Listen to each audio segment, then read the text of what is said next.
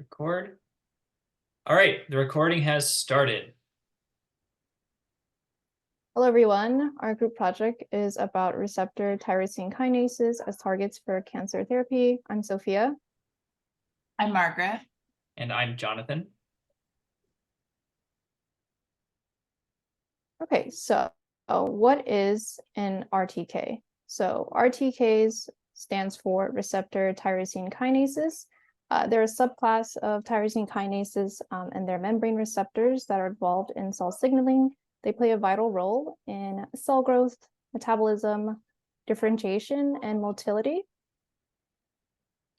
And the image here is showing how they are activated. So they're generally activated by receptor-specific ligands.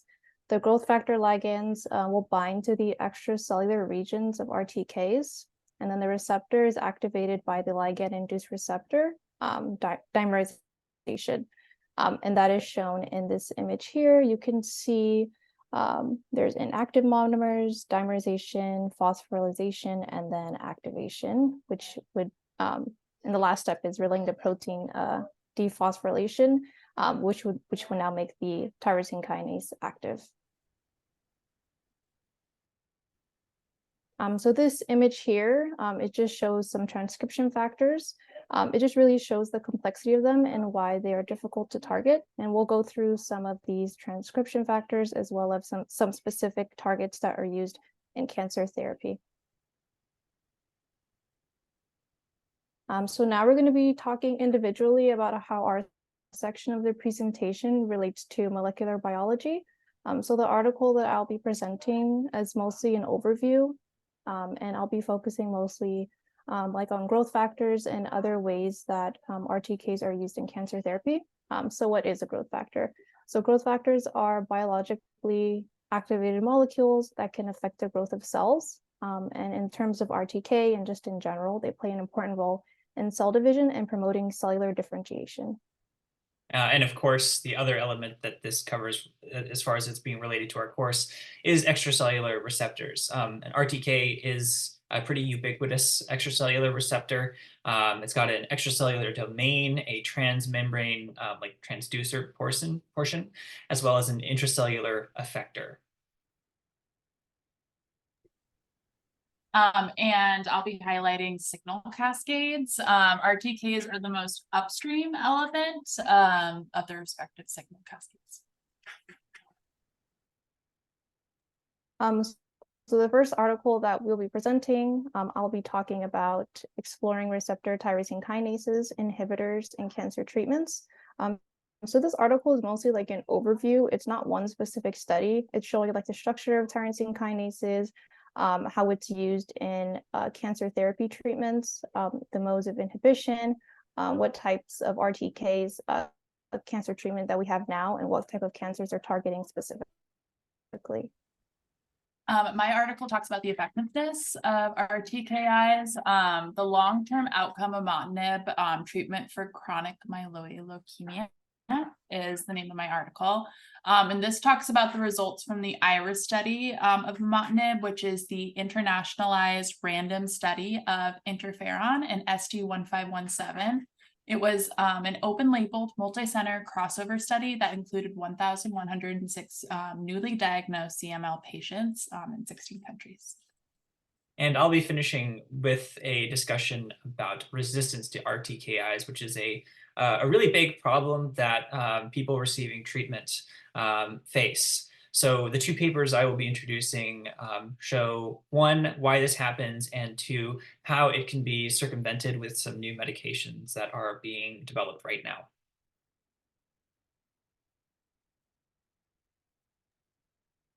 So why are RTKs targets for cancer therapy? So like we've stated before, they're involved in cellular growth and proliferation, and overexpression is connected to tumor takeover, angiogenesis, and metastasis. Here are just some examples of some growth factors that RTK therapies target. So there's the epidermal growth factor, the vascular endothelial growth factor, platelet-derived growth factor. And as you can see, they're targeting different things. So the VEGRF is the vascularization of endothelial cells, and then the PDGF is targeting tumor progression in liver cells. Tyrosine kinase inhibitors compete with the ATP binding site on the TCase, reducing phosphorylation. Yeah, I just want to add something to this part here. Later on, we're going to see like different types of TKIs. It's actually not just ATP binding, but that is a major like target. There's actually other targets that these RTKIs will actually attack. Okay, so this article, like I said, it's mostly an overview. There wasn't one specific study. It's called Exploring Receptor Tyrosine Kinases, Inhibitors in Cancer Treatments.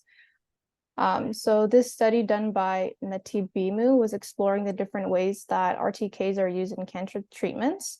And just an overview of the article, there just shows like a few different ways and how they're using it to target cancer. And so one of the main reasons why RTK is used as a cancer target therapy is that the unusual expression of RTK leads to cell growth dysfunction. So this is related to like tumor takeover, angiogenesis, and metastasis. And just some highlights from the article. Out of the 2,000 kinases and 518 kinase genesis that are found in humans, 58 of them are receptor tyrosine kinases. So it's really a small percent of all of the kinases that we have, but they've been able to use them to target many forms of cancer. And so, yeah, go ahead. Yeah. So to talk about just the different types of inhibitors, again, one of the most common is the type 1 inhibitors. These are ATP competitors and basically prevent the transfer of a phosphate group. There's also the type 2 inhibitors. These essentially mess with how the RTKs actually like physically move. This is what imatinib is, this big one that we're going to be referencing throughout the entire presentation. This was the very first TKI to be approved and is still used as a first-line treatment for chronic myeloid leukemia. Type 3, these are allosteric inhibitors, so they're not binding to the ATP site, but rather a different site on the receptor. There's type 4, which are substrate competitive. So this actually bypasses any binding to the any ATP sites or allosteric sites. Instead, you have something directly competing with the substrate in the active site, or I should say the ligand binding site. And then last, we're not really going to talk about these, but there are type 5 covalent inhibitors, which irreversibly bind RTKs. One really common example is afatinib. Oh, and just to go back to this, the reason I have this highlighted is this ONO. I'm going to refer to it as the ONO medication because it has a very important role in this presentation, as we'll see later on. But just remember that. Okay, and I'm going to be talking about the first trial that was done with imatinib in chronic myeloid leukemia patients. So what is CML? CML is a type of cancer that starts in certain blood-forming cells in the bone marrow. It's considered a chronic disease. In CML, a genetic change takes place in the early versions of myeloidal cells. These are red blood cells, platelets, most types of white blood cells, not lymphocytes. And this genetic change is called the Philadelphia chromosome. So let's look at this image.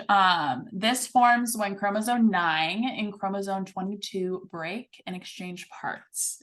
This creates a really short chromosome 22 and a new combinations of instructions for the cells. This change results in an abnormal gene called BCR-ABL, and this turns the cell into a CML cell. So this allows the leukemia to grow and divide. It's going to build up in the bone marrow and spill over into the blood. And in time, it's going to settle in different parts of the body. CML is a fairly slow growing leukemia, but really quickly can turn into something that's acute and fast growing. So how does imatinib work? Gleevec is its generic name. Imatinib is a tyrosine kinase inhibitor that targets the products of the Philadelphia chromosome.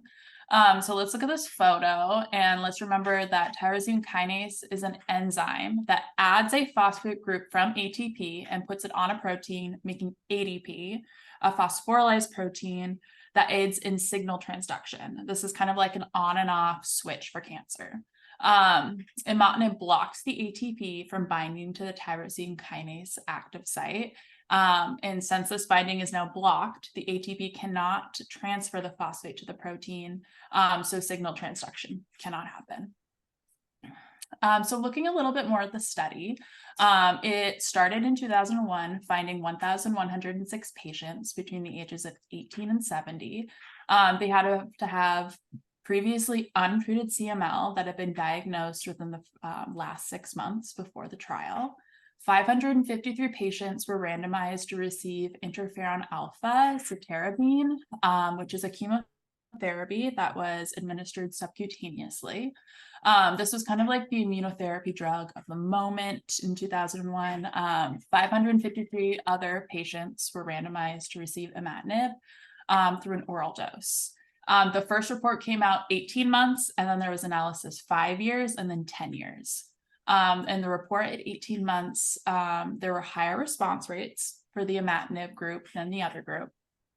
So the estimated range of complete cytogenetic response, which means there's no or less than 1% of CML cells that have the Philadelphia chromosome in the blood, 76 in the bone marrow, 76.2% in the imatinib group, and then there was 14.5% in the chemotherapy group.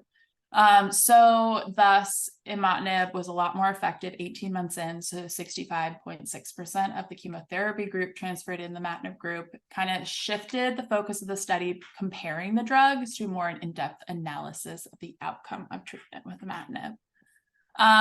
So overall, there's a 10-year survival rate in imatinib at 83.3%, with 82.8% of the patients having complete cytogenetic responses.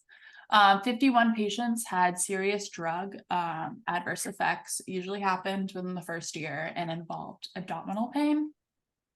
But people have continued on this drug for many years.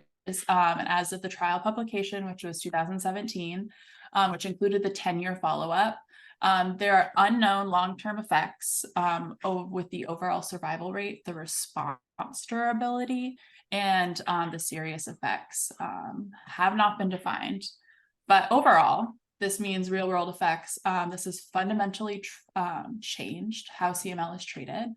It's improved prognosis in patients. In the US, the mortality rate of CML patients decreased from 0.9 deaths per 100,000 in 1996 to 0.4 deaths per 100,000 in 2006. The patent is also expired on this drug, making it more affordable and accessible. Since this is a drug, you need to be on long-term. So imatinib, of course, has saved many lives. However, there is a major problem that comes to treating patients using these inhibitors, and that is acquired and adaptive resistance to the inhibitors. One of the major causes of this is a mutation in the gene for a growth receptor. I picked out this one paper, Kuiper et al. 2014, because they really did a good job of how to identify where this mutation happened. They actually found out that the majority of these mutations occurred in the case of non-small cell lung cancer.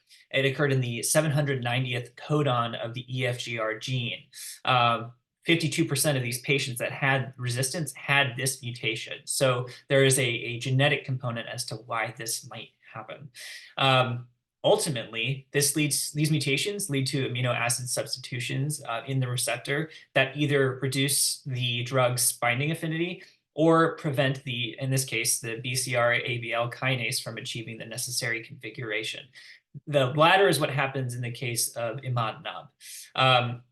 So in order to get around this, if the configuration is not changing, then you need a new drug. You need a new way of targeting. And so this is where the ONO medication, ONO 12380, comes in. it competes with the substrates of the receptors instead, thus bypassing imatinib resistance entirely.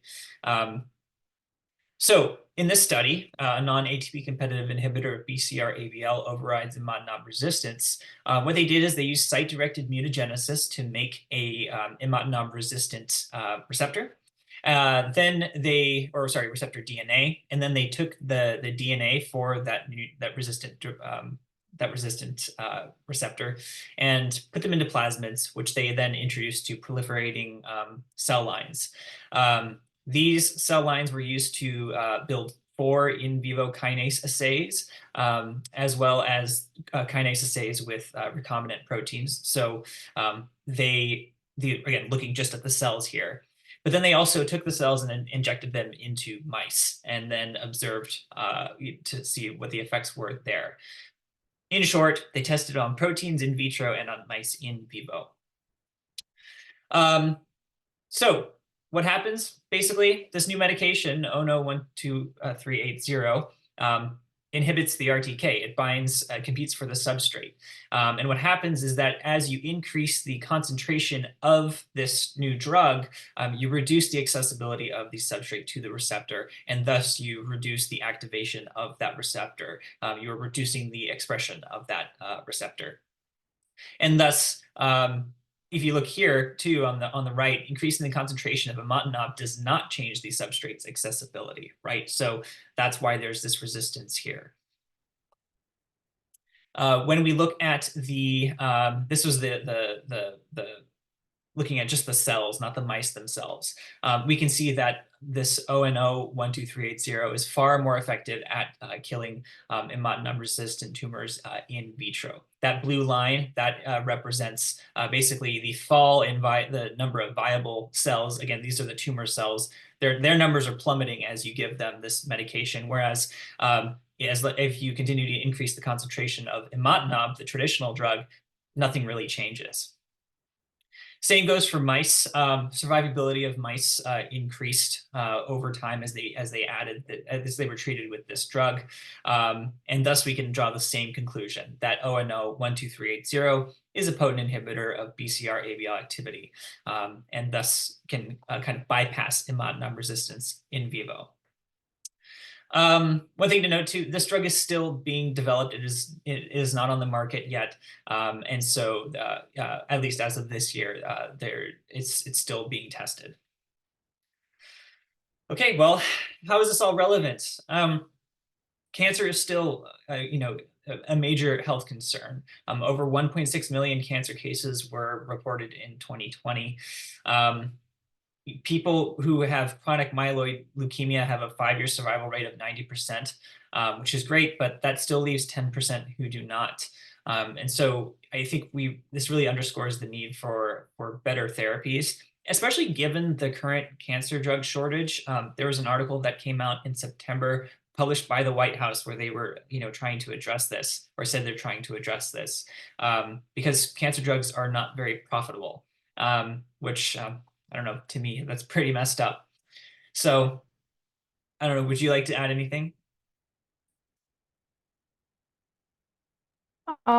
Yeah, I would say that the relevancy in today's world is that, they're using these RTKs to target these specific cancer therapies. And like we know, even one patient who has, let's say, liver cancer or the cancer that Margaret is presenting on, they can't all be treated with the same treatment plan. But what RTKs do is it gives the doctors and the researchers a way to target the drug specifically by targeting the mutation itself. And so, like Jonathan mentioned, of course, these drugs are not profitable. So it seems that there's not a lot of money from our own government being pushed into developing these drugs, but hopefully with the advancement and the improvement of these outcomes, hopefully we can see a change in that they're being produced at I wouldn't say quicker rate, but at a rate in which more patients are getting access to them. Mm-hmm. Okay, well, that's it. Thank you very much for listening.